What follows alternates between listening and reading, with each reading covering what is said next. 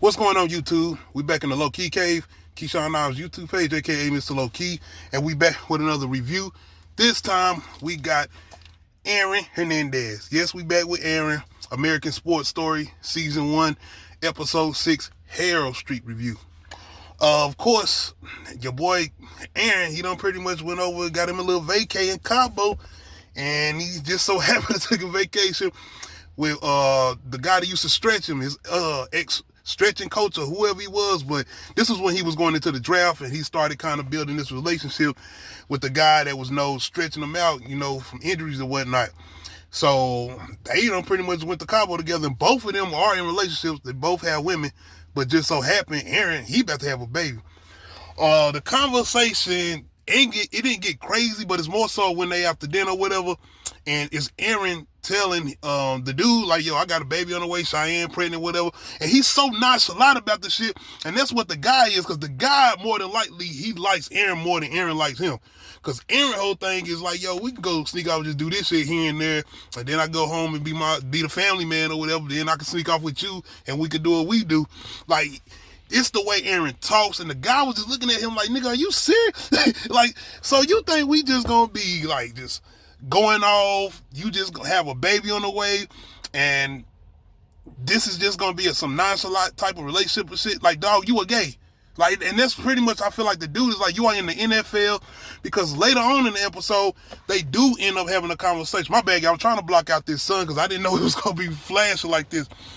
But they do have somewhat of a conversation pertaining to more so of like, damn, I can't keep doing this, as far as the dude telling Aaron, because Aaron just keeps sending them pictures, texting them and calling. You know what I'm saying? Even while he's out with his woman shopping for baby clothing, as far as Aaron. But it puts more emphasis on this later on in the episode when he do what he do after they leave the club with him and Sherrod.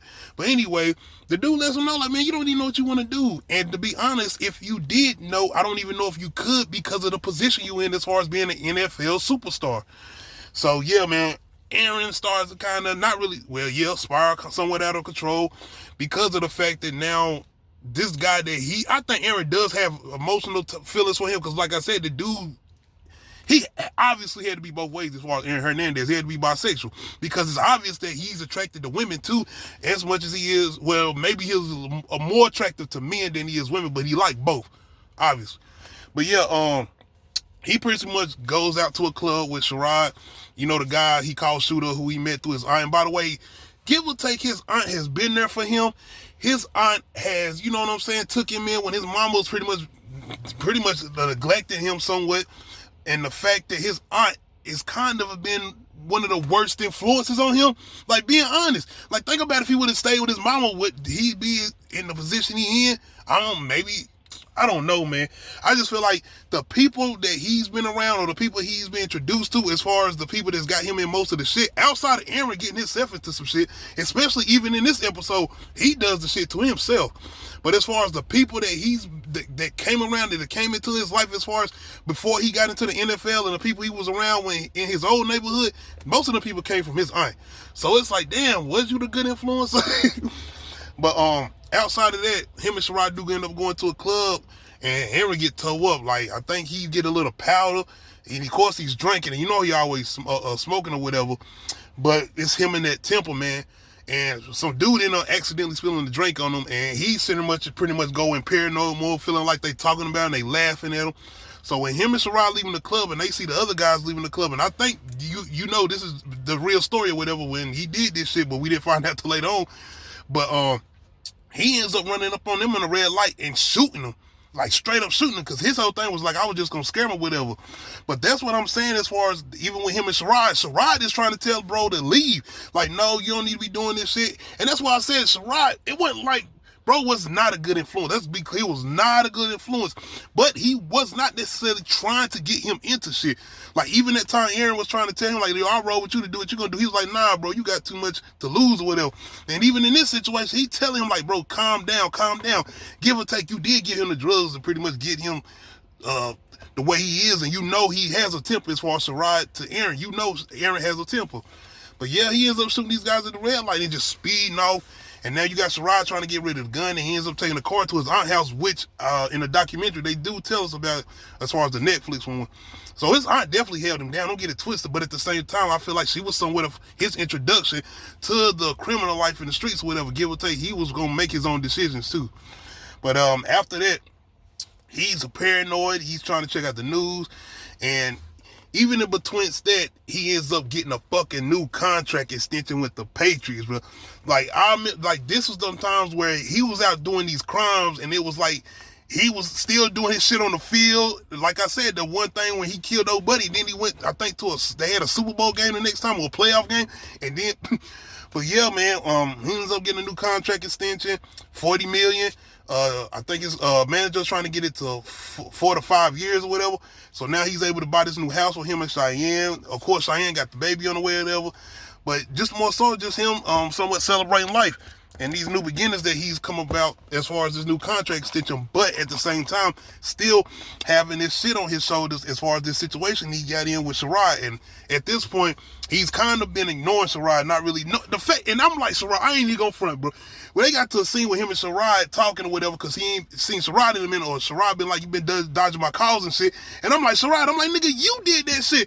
I was trying to tell you to chill out. You dodging me like I fucked up. If anything, I should be pissed off. And I'm like, yeah, so you got a point, Sherrod. You should.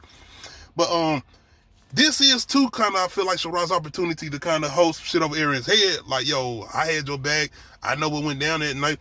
You know what I'm saying? So I might need you to do, and it ain't like he coming out asking for money or nothing, but it's like he want him to come do a hosting party with him and shit.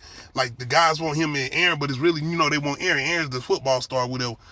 But now I feel like Aaron kind of like feel like he has some type of allegiance to him, or he gotta kind of go along with it because of the shit he did and the fact that Sherrod is the only person that know what went down that night. So outside of that, Aaron ends up getting injured.